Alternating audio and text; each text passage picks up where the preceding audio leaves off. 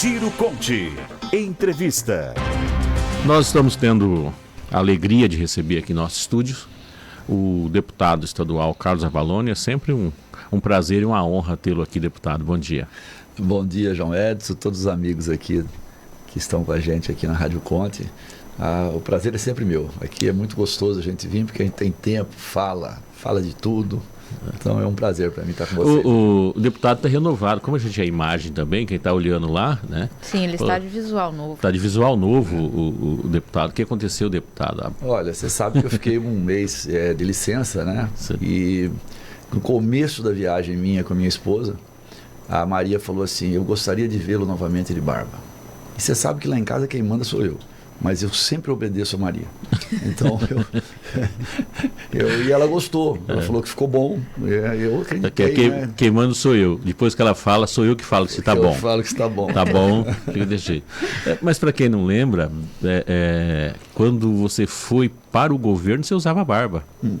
Quando você chegou no governo. Eu devo ter usado barba desde os 19 anos, 20 anos, até acho que aos 48, 49, usei uns quase 30 anos barba, 20 e poucos anos barba.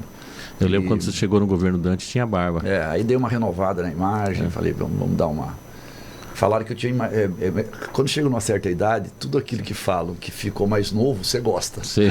Então, você ficou mais novo. Eu tirei tudo, tirei a barba, falei, agora você tem que procurar ficar mais novo, né? Agora usaram uma palavra mais importante, João Edson. Minha esposa falou assim, você ficou charmoso. Aos 63 anos, falar que você está charmoso, aí você vai cuidar da barba. Vai... Uma coisa que não mudou, e aqui só eu posso falar isso, que vocês falassem, vocês vai para cadeia, né? Quando eu conheci o Avalone, eu já era careca, então isso aí, isso não alterou. Mas ficou bom, viu, deputado? Ficou bom a barba. Então, obrigado. Essa história do deputado charmoso, o senhor vai entrar naquela disputa para ver quem é o deputado mais bonito da Assembleia? Não, estou fora, já ganharam lá. Ali tem uma disputa pesada, né? O Eliseu e o Botelho são imbatíveis. Eu não vou entrar nessa luta jamais. Pessoas de olhos azuis não entram nesse tipo de disputa. Então, Avalone, vamos falar agora da Assembleia Legislativa. Você ficou um mês fora, né? Quem assumiu O Damiani. Damiani de Sorriso, da região do Sorriso, exatamente. Né? Eu sempre falo dessa questão de licença de deputados. Eu faço questão aqui de explicar isso, que eu defendo, inclusive, que deveria ser institucional, que por ano um deputado deveria ele pode ficar 4 meses, mas poderia ficar pelo menos 2 meses.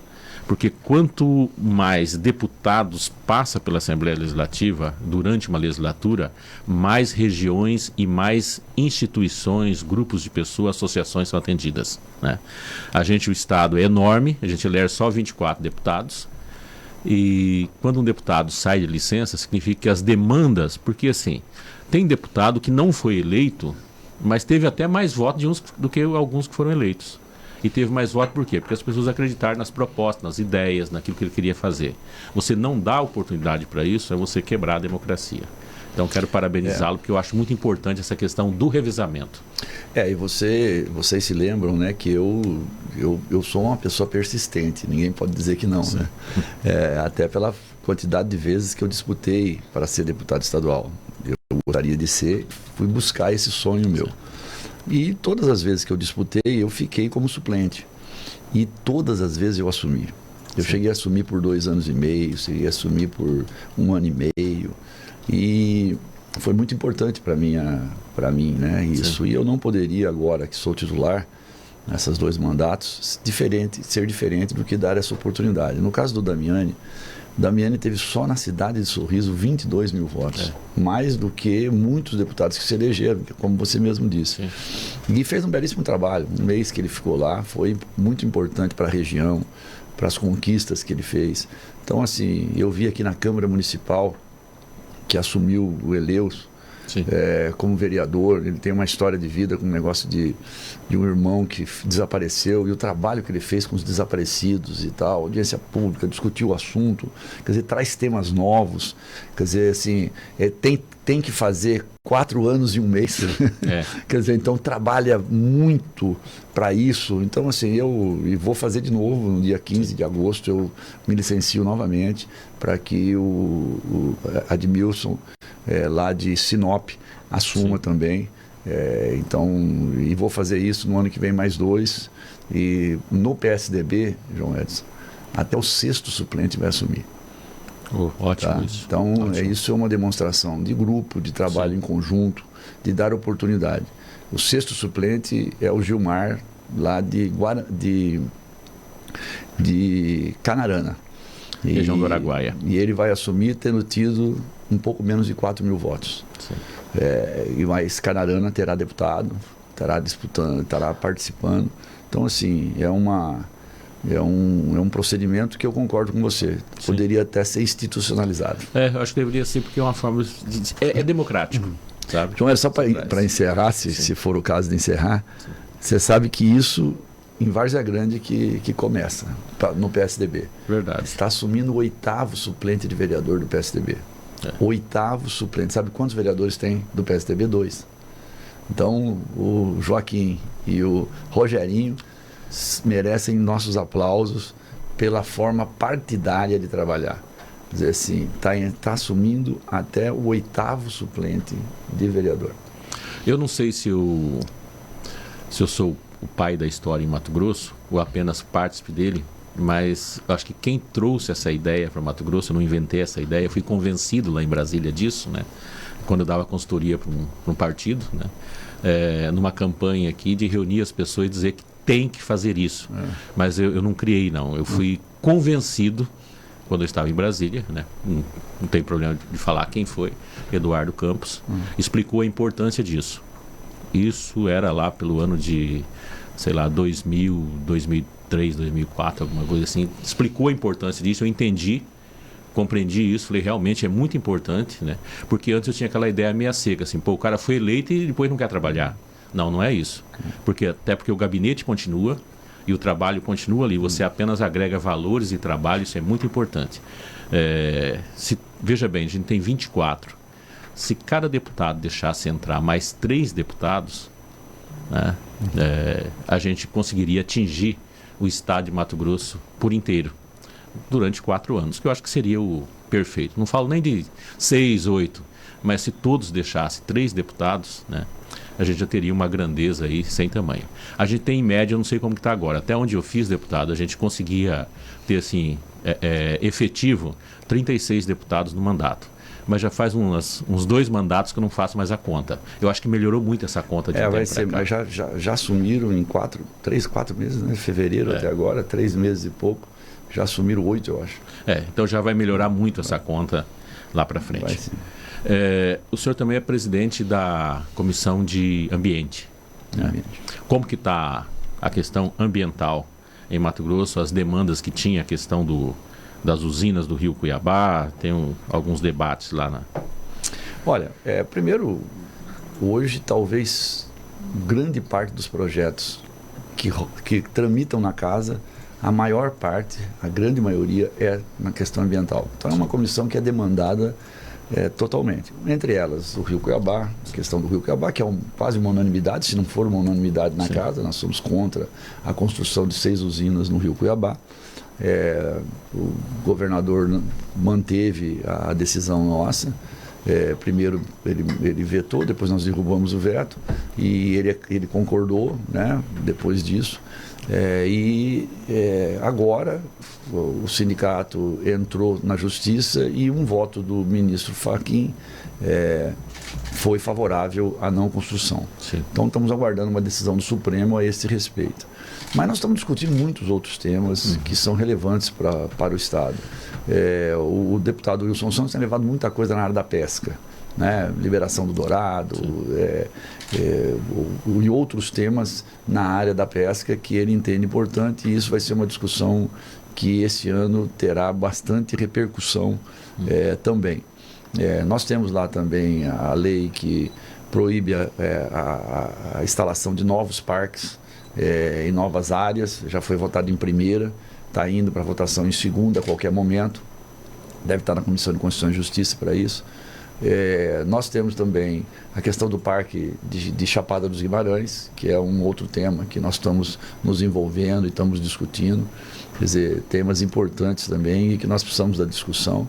Nós temos que voltar ao tema de tirar Mato Grosso da área da Amazônia Legal, que eu sou contrário a esse projeto de lei, mas é um projeto de lei no Congresso Nacional. Nós já chamamos aqui ainda deputado Nery Geller, que era o relator. Ele falou um pouco sobre isso e nós convidamos o Juarez Costa. Estamos aguardando para que ele marque uma data, que é o autor do projeto, para que ele venha explicar sobre isso. Tem a questão do parque em Vila Bela da Santíssima Trindade, tem o Cristalino. Então, assim, o meio ambiente é muito bacana você estar lá e se discutir todos esses temas, são temas que estão na vida de todo mundo.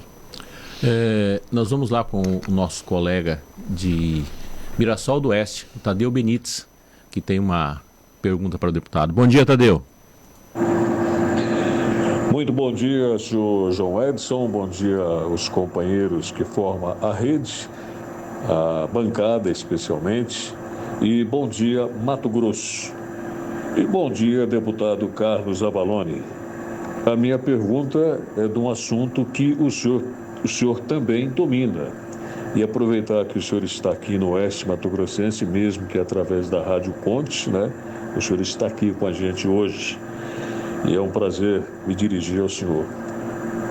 Deputado, recentemente o governador Mauro Mendes disse que cumprirá estritamente a lei em relação às invasões de terras.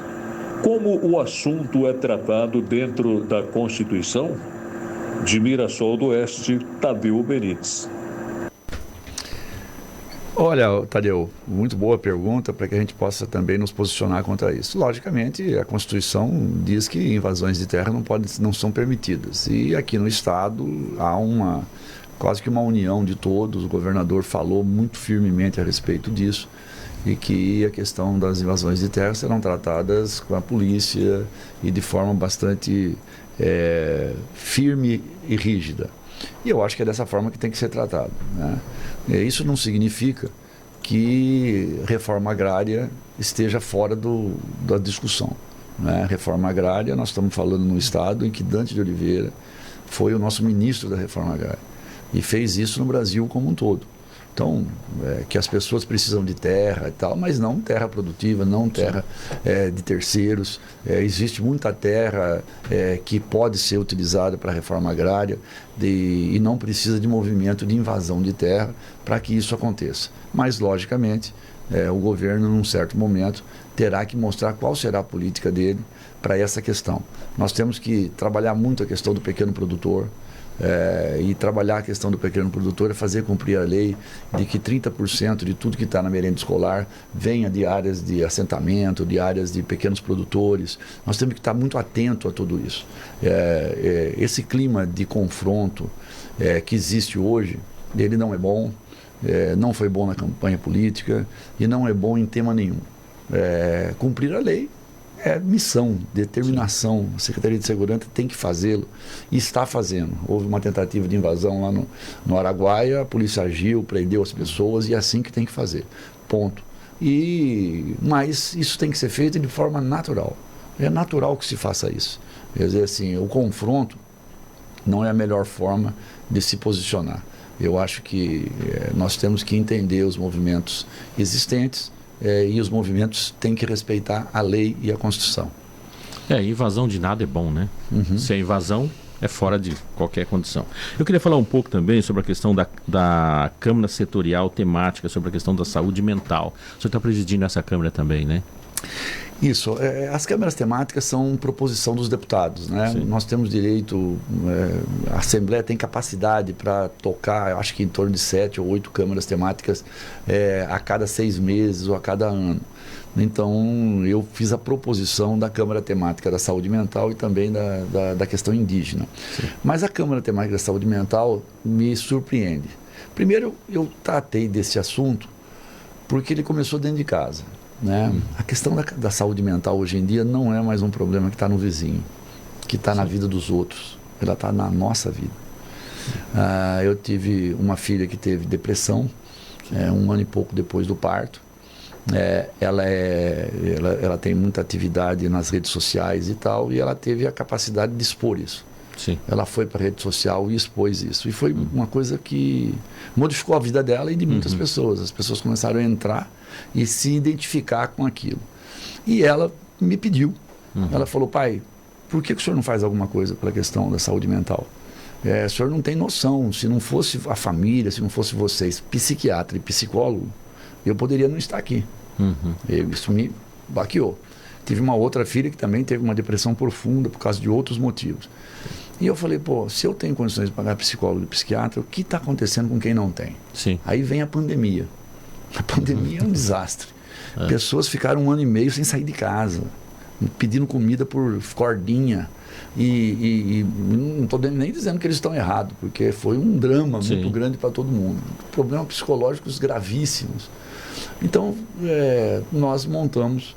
eu falei, vou abrir uma questão da Câmara Temática, e há 1 ano atrás eu abri um projeto chamado Projeto Escuta, que eu estou bancando esse projeto por enquanto e estou colocando uma emenda esse ano para ver se eu consigo trazer também recurso público para ele.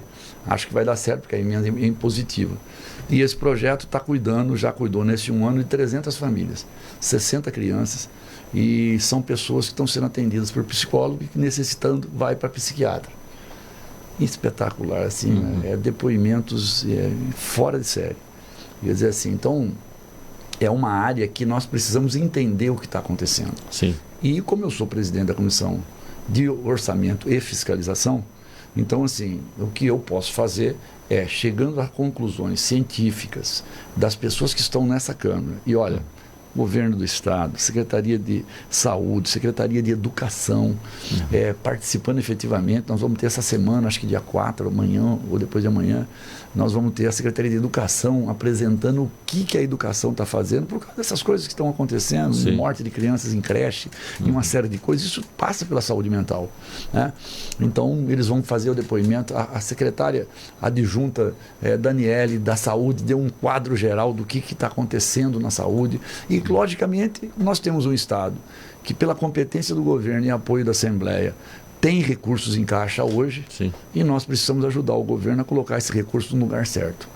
Eu estou entendendo e tenho certeza que esse grupo também, que um dos lugares que nós precisamos pôr recurso, dinheiro, para que a população possa ser melhor atendida é a saúde mental. Então nós vamos trabalhar muito fortemente nisso. Eu estou muito empolgado. Todas as universidades já estão dentro com seus coordenadores. Pessoas como o psiquiatra Lebrinha, que é um dos primeiros a atuar aqui em Mato Grosso, da minha geração, né? Está empolgadíssimo. Os hospitais psiquiátricos, todos juntos, mas assim, é importante perceber que é um tipo de uma área em que as pessoas trabalham com o coração, muito menos com a cabeça. É o coração. Os depoimentos são assim importantes. Pessoas... eu nem conhecia alguns termos e também algumas coisas. Por exemplo, o cara fala assim, eu sou um suicida em potencial e eu preciso falar isso. Eu já tentei tantas vezes e eu todos os dias eu trabalho isso.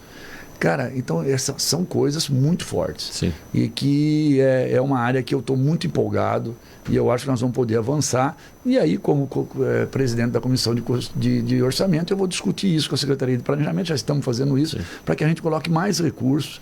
Hoje ou amanhã tem a inauguração de um CAPS, que o governo investiu 2,5 milhões. Os CAPS são importantíssimos, é onde você recebe e faz algum tratamento. E eu estou começando a entender o assunto junto com todos para isso.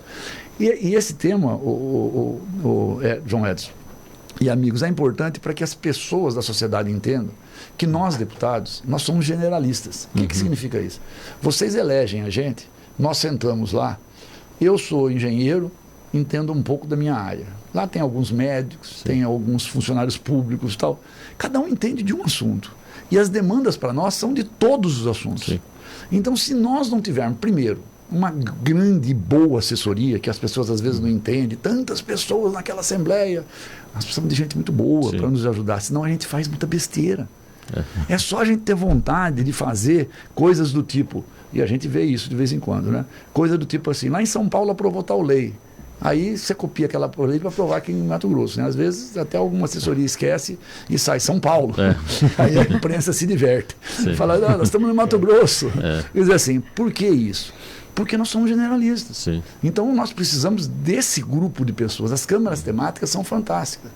Eu estou muito crítico e quero a ajuda de vocês na hora de avaliar a atuação de um deputado. Cara, o ano passado, retrasado, eu fiquei muito chateado. Mas é assim, até usado por um colega mesmo nesse sentido, né? Ele sabia que ele tinha colocado um maior número de projetos de lei, então ele foi lá e falou assim, olha quantos projetos de lei, fez uma relação por projeto de lei como atuação. Aí assim, eu era um dos últimos, eu não sou de apresentar muito projeto de lei, eu não acho que o Brasil precisa de muita lei, o Brasil precisa de cumprir lei. Né? Mas a avaliação de parte do segmento da sociedade e da imprensa é pela quantidade de projeto de lei. Cara, aí projeto de lei, dia do Cuiabá, dia do misto, aí dia do não sei o quê, aí bababá, quer dizer, é ótimo que tem esses dias todos, mas assim, não pode avaliar um deputado por isso. Isso é um dos fatos. Agora, Câmara temática, comissão, discutir nas comissões, projeto por projeto, trazer para a sociedade. Olha, eu estou sentindo, porque é nós que sentimos o que a sociedade está precisando. É lá que vai todo mundo reclamar. Aí nós falamos, gente, vamos discutir esse tema. Mas discutir cientificamente, com base, para depois apresentar as propostas. As propostas não vão ser minhas, as propostas vão ser de um grupo de trabalho. Eu fico feliz que o senhor fala isso, porque eu tenho falado aqui constantemente que tem que parar de eleger deputado, parlamentar em si, deputado até senador, que depois de eleito continua ainda buscando voto. Aí, porque alguém falou alguma coisa, não, vou fazer isso aqui, não é porque é necessário, é porque isso aqui vai atingir tal parte e vou garantir meus votos. Campanha, na hora de administrar tem que ver realmente o que a sociedade pede. O senhor falou que é da comissão também de finanças, e o senhor tem falado que quer incluir as mulheres no orçamento. O que significa isso? Tá vendo que eu sou um cara que lá em casa sou muito cobrado, né? As minhas filhas e também a minha esposa. Só lembrando aqui, eu conheço a Valone só tem filhas, né? Você não tem... Agora eu tenho 3 netos. Tem os netos. Estou me reforçando lá. A área masculina da família está se reforçando lá para me ajudar. Mas assim, nessa questão das mulheres, a vereadora Maria Valone, minha esposa, ela tem me cobrado muito, sempre. E de um modo geral, todos os políticos, dizendo assim, é impressionante como vocês políticos, homens, falam fácil das mulheres. As mulheres precisam de defesa, as mulheres precisam disso. Mas cadê dinheiro para as ações das mulheres? Cadê ações práticas para isso? Nós temos que sair do discurso e ir para a prática. E o que nós percebemos aí? Por que não, no orçamento do Estado, o orçamento ter a cara das mulheres? O que significa ter a cara das mulheres? É as ações para as mulheres estarem claras dentro do orçamento. Isso é uma invenção minha, como você disse, João Edson, né? no caso que você citou? Lógico que não. Mas já existe no mundo 70 países que têm o orçamento da mulher. 70. A nossa ministra sul-mato-grossense, Simone Tebet, ao assumir, com o compromisso que ela fez quando era candidata a presidente sobre a questão das mulheres, ela pegou o orçamento aprovado em 2022, que é o de 2023, do Brasil, e falou, eu vou separar as ações das mulheres. Eu vou mostrar para as mulheres o que nós vamos fazer com a cara delas. E é isso que eu estou propondo. E para isso, eu tenho cobrado isso na mesma linha do que como se avalia um deputado, na minha opinião, que deveria ser dessa forma. Eu estou cobrando da sociedade que venha para dentro do orçamento. O orçamento é uma peça que é discutida com a sociedade. Eu sou obrigado por lei, e nem deveria precisar de lei, a fazer 7 audiências públicas. Vai lá na audiência pública para você ver. Ninguém. Pouquíssima gente. Meia dúzia de gato pingado. Não se discute o orçamento. Então eu estou falando para as mulheres, venha para dentro, pelas suas instituições. Tem associação de vereadoras mulheres, de prefeitas mulheres, tem câncer de mama, tem de não sei o quê, tem para tudo, mulheres negras, mulheres, tem tudo. Então, assim, venham para dentro da Assembleia, sentem com a gente, discuta, fala, eu quero saber onde está o meu recurso. Eu quero saber como que nós vamos fazer isso. Então, o que nós estamos fazendo? Eu estou convocando, vou fazer um seminário ainda no mês de maio, se tudo der certo. Vou tentar trazer a Simone Tebet para ver se ela vem para falar um pouco sobre isso. Não vai ser tão fácil, mas eu vou tentar. E pessoas especialistas em planejamento. Sim. Já fui ao secretário de planejamento, à Secretaria de Planejamento, ao Santo, que é o secretário adjunto, disse a ele da nossa vontade, porque quem faz o orçamento e leva para a Assembleia é o governo. Mas o governo está sempre disposto a conversar.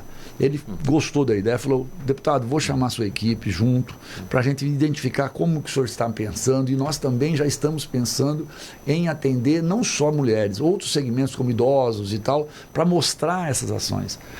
O orçamento ele tem que ter, as pessoas têm que olhar o orçamento e entender. É que nem projeto de lei. Eu, como sou engenheiro e eu sou cartesiano, eu gosto de 2 mais 2 é 4. Bom, o advogado é diferente e tem que ser diferente, né? Eu não entendo os projetos de lei. Eu não sei quem entende. Eu leio o projeto de lei, o cara fala, está dizendo isso. Eu falo, mas eu não estou entendendo isso. Aí a gente vai votar uma coisa que nem entender, porque a linguagem não é uma linguagem compreensível, né? Para a maioria da população. Porque se eu sou engenheiro, eu tenho graduação, tenho pós-graduação, não consigo entender uma lei, a redação de uma lei, como que a sociedade vai entender? Sim. Eu estou criticando isso faz tempo dentro da Assembleia. Então, assim, por isso que depois de aprovado, começa uma tese, outra tese, eu sei que aprovou a lei, fala assim, olha, aí criaram o espírito da lei. Pois é. É a única coisa que eu sei. Peraí, eu tenho um espírito do que eu quis criar. O que escreveram aí, sinceramente... O corpo é outra coisa. Então, assim, você vê como como as coisas estão comprando. Nós precisamos mudar certas coisas, né, para que possa haver uma... Você faz a justificativa lá, mas não é a mesma coisa, né? Exato. O que vale depois é o que vai lá. Aí o Supremo decide assim, daquele jeito. Você fala, mas eu não queria nada disso. Né? Foi aprovado dessa forma. Agora são 7 horas e 27 minutos já. Estou falando com o deputado Avalone. A Avalone tem um compromisso agora. Queria agradecer muitíssimo. Dizer que tem que vir com maior tempo. A gente tem muito que conversar ainda. Olha, é sempre um prazer muito grande aqui. Eu me divirto aqui com vocês. Vocês conseguem fazer a gente ficar muito solto, muito à vontade. A gente, sabe, a participação do interior. Sim. E saber que você está falando para o estado inteiro também é muito importante, né? A gente... Eu tive essa vez, você sabe, né? Eu fui várias vezes lutando e fiquei na suplência, né? Você ganha a eleição. Cara, eu participei em 123 municípios, fiz campanha e fui votado em 134. Cara, eu tenho um orgulho disso tão grande, uma satisfação. E imagina, você tem que devolver. Eu não vou conseguir colocar uma coisinha em cada município desse, mas quando eu falo da saúde mental, eu vou, né? Quando eu falo do orçamento da mulher, eu vou. Agora, avaliar um deputado pela presença naquelas sessões chatas pra caramba, que é a sessão da Assembleia, onde você vê que você nunca vai ver eu sentado na minha cadeira. Eu fico lá atrás do presidente, eu fico lá atrás. Por que esse Avalone está andando tanto? Você sabe por quê? Porque as leis são discutidas nas comissões, você não tem como acompanhar todas elas. E quando chega lá para votar, eu fico ali atrás folheando os processos para ver se for um tema que eu tenho um conhecimento maior, ou eu peço vista, porque eu não discuti na comissão porque não deu tempo, ou eu vejo, dou uma lida, bom, aqui deu, né? Sempre com um advogado do lado para traduzir, para fazer a tradução, e aí vai, quer dizer assim. E o deputado Botelho, ele tem razão. Para que 4, 5 sessões? Sim. Não tem sentido, sabe? Vai na comissão, nas comissões. Lá é feita a discussão. Lá nós temos que cobrar a presença nossa. Sim. Lá nós temos que estar sentado, porque lá é 3 horas, 4 horas de discussão. E é um tema só. Então você fica ali, você esvazia o tema. Você fala, agora sim, dá para ir para votar, porque tem uma coisa bem discutida. E convocar, Assembleia é a casa do povo. É lá que o povo tem que estar. E é lá que nós temos que falar com o povo. Muito obrigado pela oportunidade e pode marcar que eu estou aqui quando vocês quiserem.